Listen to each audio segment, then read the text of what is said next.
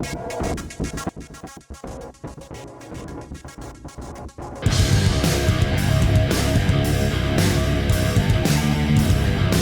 became a $7 million man at age 27.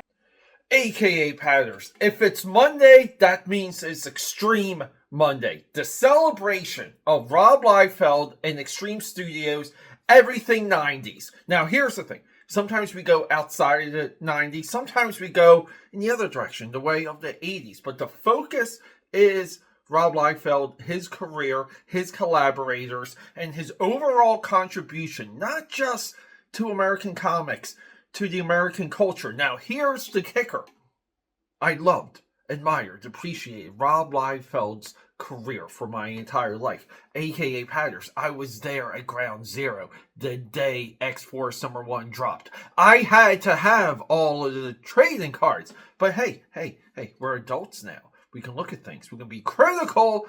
So it's Rob Liefeld, Extreme Mondays, the good and the bad. Rock and roll.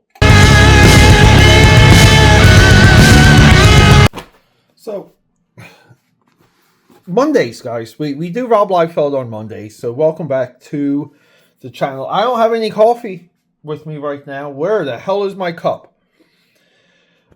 Why are we looking at X-Force? You saw the headline of the video. You saw the thumbnail. We're talking BADROCK. And we're talking Bedrock as being the greatest creation from Rob Liefeld. A lot of what people attribute to Rob Liefeld's creations are like characters from X-Force, characters from New Mutants, right? Everyone will go to Deadpool.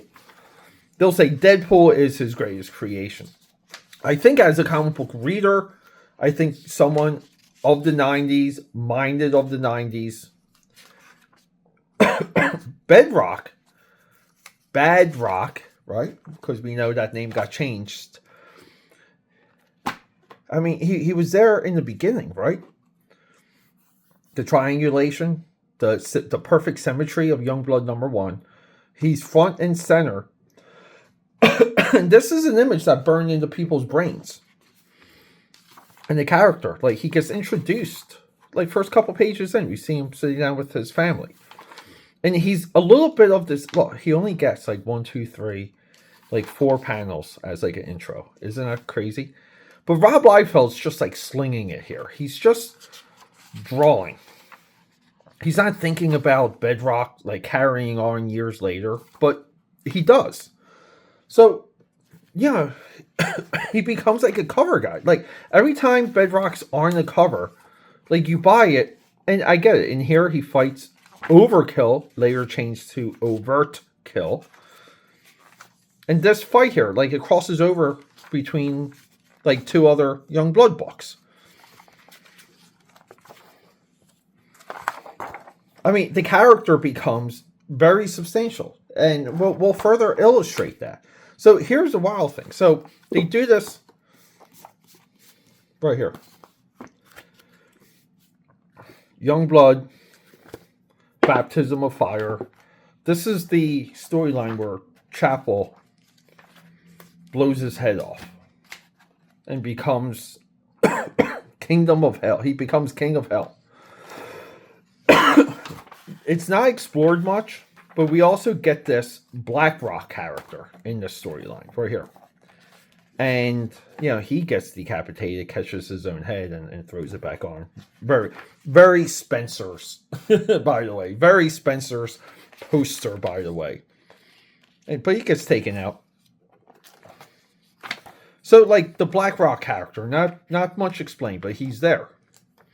But we see the covers at the time. Like, BADROCK's not on the cover. We have Spawn.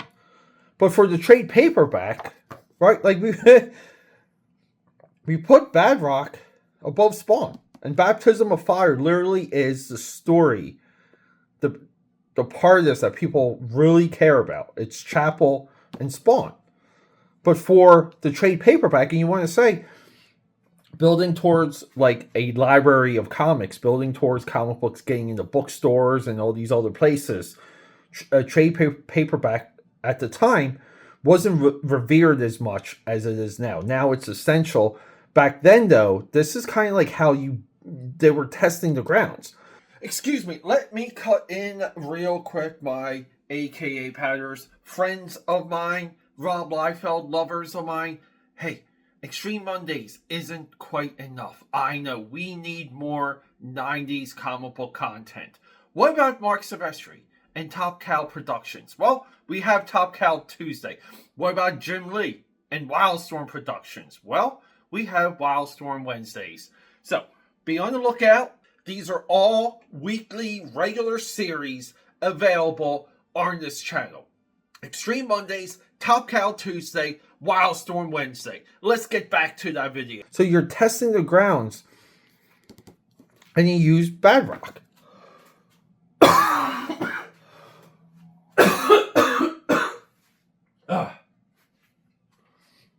To further that, right, we get BADROCK and Company. I have some of these. This ran for about 6 issues. And it's him teaming up with like a ton of people. Here, he's back with Freak Force. Overkill's back. So he's got even like a cast of reoccurring characters. Todd Nuck becomes, like again, like one of the Extreme Studios workhorses here. Previously, BADROCK teamed up with Freak Force in BADROCK Annual 1. Right? So he's getting these like cross-image, there's almost like a BADROCK universe within the Extreme universe. But he gets his own annual. These are things the other Extreme characters didn't even get at the time. He gets his own spin-off where it's essentially a team-up book. He gets a solo book. This is where, like, very confusing. The solicitation tricks, which somewhat innovated by Rob Liefeld. This one didn't catch on, but there would be, like issue 2 of this is, like, 2B. So there's, like, 1A and 1B. Very weird stuff.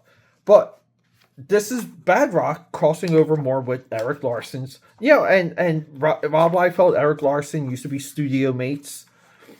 We have Garth here. He's a villain from the New Men. Again, but like all of this attention, BADROCK front and center during Image X Over Month. Here, drawn by Dane Fraga.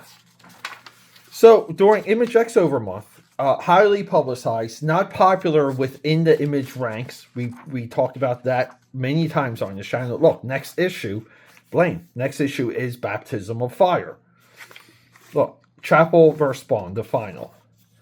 BADROCK and Company, crossing over with Pit, Freak Force, Stormwatch, Wildcats, and many, many more. But we see BADROCK as this, like, centerpiece. Rob Liefeld draws an alternate cover for this. Helping sell it. BADROCK, the centerpiece. BADROCK crosses over with Grifter. We did this on the channel, drawn by Todd Nuck. This is Nuck kind of growing here. So he crosses over with, Jim Lee's most popular character. This is the one that shook people up. I don't know do I have all of these? 1, 2, 4. Do we have 3? Yes, we have 3. Oh, we got 2 of number 1. Let's go. Guys, Violator versus BADROCK. Why is this important? It's not because it has interconnecting covers. The covers are confusing. We're missing one. All right. It's not because he's crossing over with a McFarlane character. Arguably McFarlane's hottest villain at the time. This is written by Alan Moore. Rocks in a Hard Place. Brian Denham is on the artwork. Denham, right, later goes to Antarctic Press, becomes an Antarctic Press guy. 4 issues. BADROCK in hell, arguing, fighting the clown, fighting the Violator, right? Like, we'll talk about this on the channel. Because Alan Moore and Rob Liefeld, they did some good work together. They did some fun, readable comics, right? We have trouble drawing BADROCK here. Top of the head. Anyway, but again, though, like, important. And this is, right, BADROCK had the McFarlane figure that people, to this day, they have that BADROCK McFarlane figure on their effing desk. Here, turn up the heat, Grifter BADROCK. The action continues. So BADROCK really becomes this, look, available immediately in trade paperback. If anyone has this, let me know. I will buy that from you. So we end this like Alan Moore epic fight in the action figure uniform. So again, like I get people want to say Deadpool, but BADROCK completely independent though. It doesn't have much help from the mainstream. Of all the things who cross over with Spider-Man, we talked about this on the channel. BADROCK, a clear choice. Look, man, like, it's kind of cool. Like, BADROCK fighting Carnage. Look, swinging through the city with Spider-Man. Like, guys, you want to say, even as a character, you can put BADROCK in, like, a Spider-Man book right now, and people would just go with it. And let's further illustrate how important this character is. So YOUNGBLOOD comes back, right? The Future of Comics. This is the 25th anniversary, 2017. Chad Bowers, Jim Toh. I think like Rob Liefeld discovered some of this on Twitter and got like a Twitter pitch or something. But here, like, BADROCK is, you know, like, just confined, and he's got like radio, like, he's dying, and he's like dying of radioactive something, and like whatever. But he's not really in the book. And this has like a weird social media twist on it. This is, look, 72 hours earlier. So this is like a weird subplot that they don't really pick up on. But BADROCK and Kirby, it's weird. But we see with these other covers, we have issue 4 here. No BADROCK. We have issue 3 here. No, no BADROCK. And he's almost just like, he's a little bit of a side character. He's not very, like, used, and it's almost like a proxy BADROCK. But we look here. Like, look at, right? We get the YOUNGBLOOD Joe Casey hardcover. We spoke about that recently. If anyone has this too, let me know. I'll buy it. But we see, like, again, like, very little BADROCK here. And you want to say, like, the degradation of the YOUNGBLOOD as a brand. And I know Rob Liefeld selling books and whatnot for like $50. Who the hell cares? But as like a mainstream character selling mainstream books through mainstream distribution to mainstream comic shops, when they backed away from BADROCK,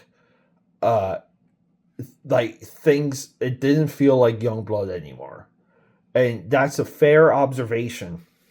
And it sucks because, again, like, right, Rob Liefeld is doing YOUNGBLOOD. I don't know if he still has the rights, if he bought the rights back, what the deal was, but he's not, you know, like, it's just, I would say, like, losing the rights for this character, like, would break my heart, because people did like him. People enjoyed this guy so much. And he was goofy, and he was a little bit of like Deadpool before Deadpool. Kind of breaking the fourth wall, but not really. But his attitude spoke directly to the audience. Yeah, guys, look, just a little bit of a thesis. BADROCK is Rob Liefeld's greatest creation. He really is. And this era is fantastic when you just go through all of these books. I'll be going through what happens in BADROCK Annual on this channel. Like previously, we spoke about Baptism of Fire. I'll get the rest of BADROCK and Company to round out these 6 issues to develop the scope of it all. Guys, thanks for hanging out. I love you. Rock and roll.